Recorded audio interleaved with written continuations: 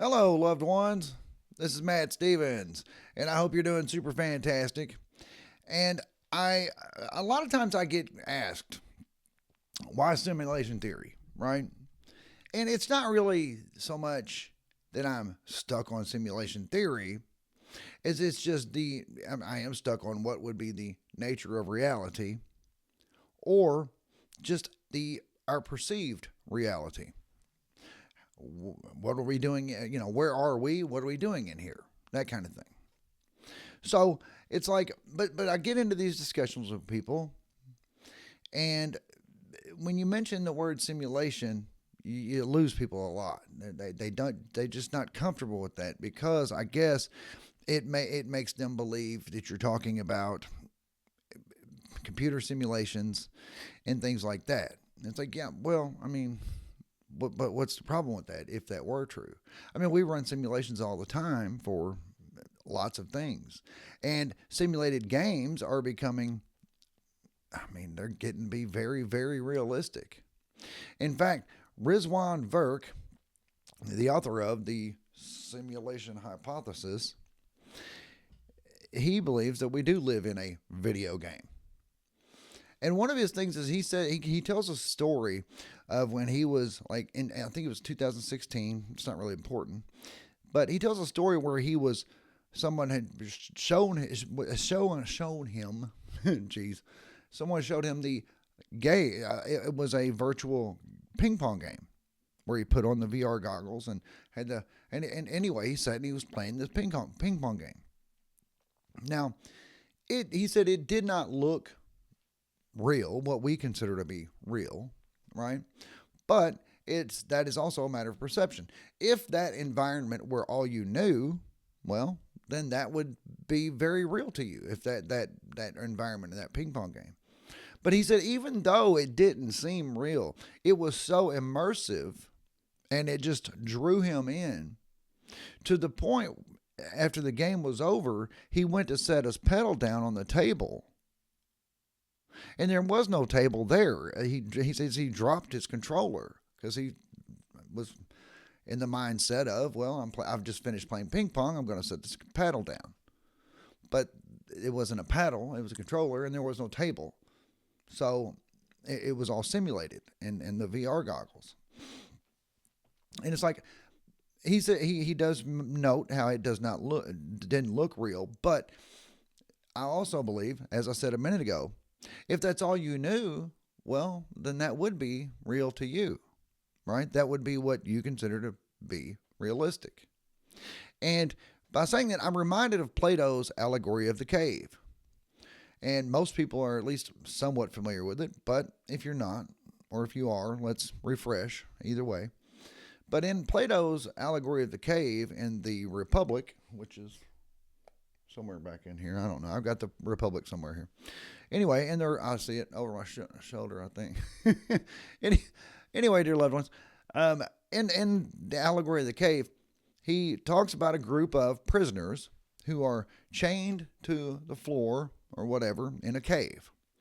And they are staring at a wall. And behind them was built a fire. And then from time to time, the people who were in the know, right, the controllers, I suppose, would go across in front of the fire with cutouts of animals, cutouts of other people, just cutouts of things, which would then cast a shadow on the wall. Now, these prisoners, that shadow on the wall was all they've ever seen. That's the only thing they've ever perceived in their lives. To them, the shadows on the wall were reality. That was the world. And then one of the prisoners escaped, got out of there, went to the mouth of the cave, and then looked out and saw all that we see. Saw the sun, saw trees, saw oceans, just everything. Mountains, birds, lions, tigers, and bears, oh my, right? All that. And was like, whoa, this is this is here. This is real. Holy crap, we've been duped. We've been duped into believing that was reality when clearly it's not. So he then goes back into the cave to his prisoners, friends, and tells them this great discovery, this great vision this great discovery that he had of what that we're looking at. This is not all there is. This is not really real. This is just illusion. And they thought he was crazy. They thought he was crazy to even imply that these shadows on the wall were not real. Does that sound familiar? Plato's allegory of the cave is genius in so many ways. For one, it's genius in describing perception, but it's also genius in telling us how people who maybe have these realizations, who do see the other side, and then come to tell others how others are going to react to that. Just something to think about, right? So that's why I believe we are here to explore and discover.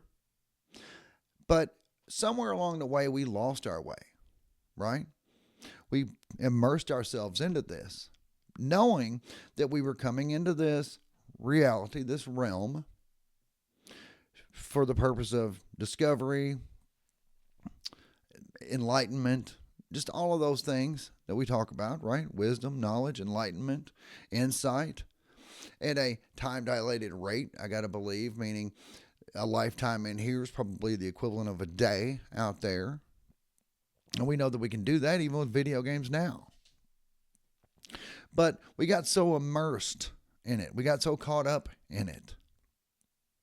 And we can even get into the conspiracy as to why everything on this earth is so immersive. It's so full of distractions, full of commotion, full of just life.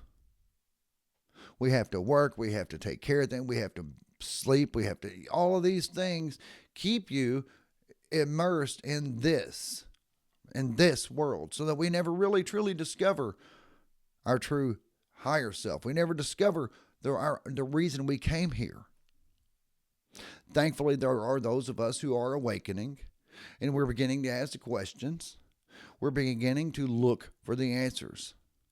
We're beginning to see that this Maya, as the ancient Vedics called it, Maya meaning the illusion of this world. You know, I had an analogy the other night.